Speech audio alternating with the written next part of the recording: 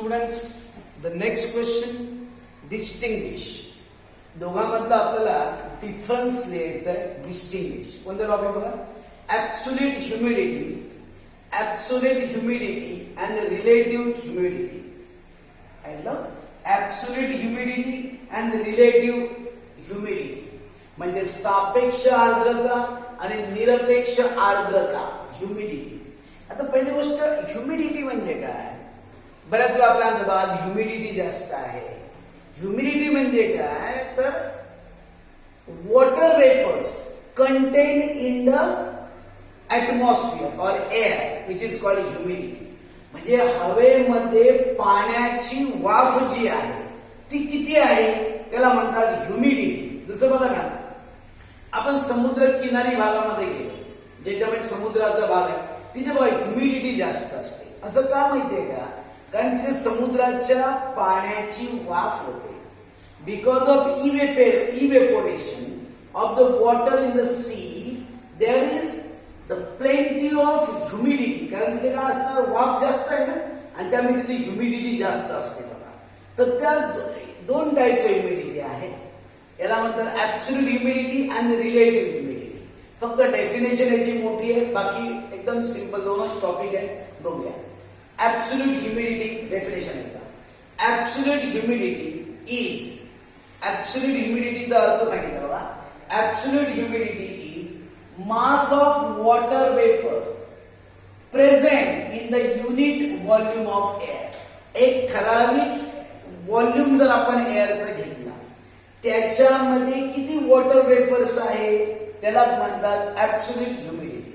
बघा ना, absolute humidity is mass of water vapours present in a unit volume of air. Unit volume of air म्हणजे ठराविक unit, एक व्हॉल्यूमचा आपण air घेतली तर त्या एअर मध्ये किती वॉटर वेपर्स आहे त्यालाच काय म्हणतात ऍब्सोल्यूट ह्युमिडिटी असं म्हणतात. इथे मात्र बघा रिलेटिव्ह ह्युमिडिटी मात्र मोठे डेफिनेशन आहे. बघा, relative humidity is the ratio of. Relative humidity मध्ये दोन रेशो घ्यावे लागतात. रेशो कोणाकोणाचा आहे का? Relative humidity is the ratio of बघा the mass of water vapours in the given volume of air at given temperature. म्हणजे एक काय घ्यायला पाहिजे, the mass of water vapours in the given volume of air at given temperature. समजा एक air आपण घेतली, कितीतरी समजा व्हॉल्यूम असणारी एअर घेतली, त्या टेम्परेचर मध्ये त्याच्यामध्ये किती वॉटर वेपर्स आहे. आपण असं म्हणूया, हे रूम मधला आपण विचार करूया. या रूम मधली जी एअर आहे त्याला आपण काय म्हणूया की volume of air at given temperature. म्हणजे या रूम मध्ये किती वॉटर वेपर्स आहे हे झालं mass of water vapours in the given volume of air at given temperature.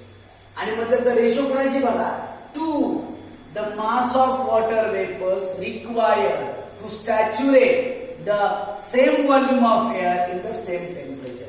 मग या रूम मधली जी पूर्ण एअर आहे त्याला सॅच्युरेट बनवायचं. सॅच्युरेट म्हणजे मॅक्झिमम प्रमाण होणार की त्याच्यापेक्षा वॉटर वेपर्स राहू शकत नाही, असं त्याला म्हणतात सॅच्युरेट. म्हणजे या हवेला जर आपल्याला सॅच्युरेट बनवायचं आहे, सॅच्युरेट म्हणजे काय समजून कळलं का? या रूम मध्ये जास्तीत जास्त प्रमाणामध्ये किती पाण्याची वाफ राहू शकते त्याला म्हणतात सॅच्युरेटेड. मग त्यासाठी लागणाऱ्या वॉटर वेपर्स या दोघांचं जर आपण डिवाइड केलं, रेशो काढला, तर जे आन्सर मिळतं त्याला म्हणतात रिलेटिव्ह ह्युमिडिटी. थोडीशी डेफिनेशन मोठी आहे बघा. Relative humidity is the ratio of the mass of water vapours in the given volume of air at given temperature is to the mass of water vapor required to saturate the same volume of air at the same temperature. म्हणजे बघा, या room मध्ये असणारी जी air आहे, जी टेम्परेचरला आहे, त्याच्यामध्ये असणाऱ्या water vapours आणि इथल्या एअर मधली म्हणजे इथे असणारी जी हवा आहे त्याला सॅच्युरेट करण्यासाठी लागणाऱ्या वॉटर वेपर्स या दोघांचा जर रेशो काढला, रेशो म्हणजे गुणोत्तर डिवाइड केलं, तर जे मिळतं त्याला म्हणतात रिलेटिव्ह ह्युमिडिटी. बघा डेफिनेशन सोपी आहे, एवढं पण अवघड नाही बघा. निरपेक्ष आर्द्रता असं म्हटलं बघा, तर एखाद्या ठिकाणी असणाऱ्या हवेतील बाष्प आणि त्या हवेतील किंवा तिथे असणारी जी हवा आहे त्याला संतृप्त करण्यासाठी लागणारे बाष्प यांचा काय करायचं गुणोत्तर, म्हणजे त्याला म्हणतात निरपेक्ष आर्द्रता. आणि सेकंड पॉइंट असा आहे बघा, it is commonly expressed in kilogram per cubic metre. This one is the unit. याला मोजण्यासाठी युनिट वापरतात, किलोग्रॅम पर मीटर क्यूब किंवा क्युबिक मीटर असं म्हणतात. पण इकडे बघा, it does not have unit. याला मात्र युनिट नाही. याला युनिट कोणतं बघा, किलोग्रॅम पर मीटर क्यूब किंवा क्युबिक मीटर. याला मात्र काय नाही, युनिटच नाही. दोनच भाग याच्यामध्ये टॉपिक आहे. ओके, नेक्स्ट एक क्वेश्चन एक्सप्लेन करतो मी. नेक्स्ट क्वेश्चन असा आहे, एक्सरसाइज मध्ये क्वेश्चन आहे बघा, what is mean by latent heat. Latent heat म्हणजे काय. सेकंड क्वेश्चन त्याच्याच पुढे, how will the state of matter transform if latent heat is given off. जर त्यातली लॅटेंट हीट काढून टाकली तर जे पदार्थ जे आहे त्यांची स्टेट ट्रान्सफॉर्म कशी होते, काय होत असतं. क्वेश्चन ऐकायचं आहे का. The heat energy required to change substance from one state to another state at constant temperature is called as latent heat of substance. एखाद्या पदार्थाला एका अवस्थेतून दुसऱ्या अवस्थेत जाण्यासाठी जे स्थिर तापमान लागतं त्यालाच काय म्हणतात, लॅटेंट हीट असं म्हणतात. बघा पुन्हा एकदा, the heat energy required to change the substance from one state of to another state at constant temperature.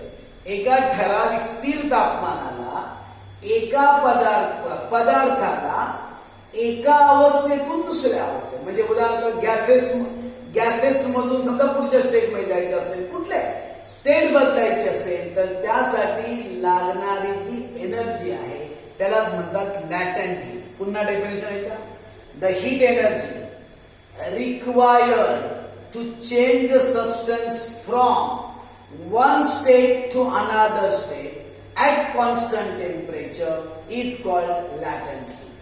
पुढे सांगितलं का, when latent heat is given off, समजा त्यातली latent heat काढून टाकली, काय होतं, the bonding between the atoms or molecules of substance strengthen. म्हणजे जर आपण त्यातली latent heat काढून टाकली तर मोलॅक्युल्स मधला जो बॉन्डिंग असतो किंवा त्याच्यामध्ये बघा बॉन्डिंग त्या ऍटम्स मध्ये किंवा मोलेक्युल्स मधला जो बॉन्ड असतो तो स्ट्रॉंग बनतो आणि त्याचा इफेक्ट होतो, causing transformation from one state to अनादर.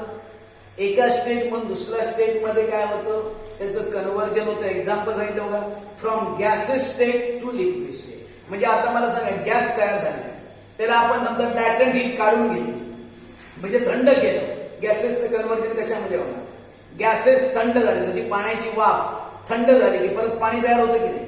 आणि समजा पाण्याला आपण अजून थंड केलं तर काय होतं, त्याचं बर्फ होतो की नाही. म्हणजे काय होतं, गॅसेसचं लिक्विड मध्ये आणि लिक्विडचं सॉलिड मध्ये कन्व्हर्जन होणार. केव्हा, जर आपण लॅटेंट हीट काढून टाकली तर. बघा ना तुम्ही, गॅसेस जेव्हा पाणी उकळतं तेव्हा त्याची वाफ होते. समजा आपण वाफेतील हीट काढून घेतली तर वाफेचं पुन्हा पाण्यात होणार. आणि पाण्यातील आपण हीट काढून घेतलं म्हणजे टेम्परेचर खाली गेलं तर मला सांगा पाण्यापासून आईस तयार होणार. म्हणजे गॅसेस पासून लिक्विड आणि लिक्विड पासून काय तयार होणार, सॉलिड तयार होणार. म्हणून पुन्हा एकदा सेकंड पॉइंट बघा, when latent heat is given off, the bonding between the atoms और molecules of a substance strengthen, causing transformation from one state to another such that from gaseous state to liquid state or liquid state to solid state. Okay.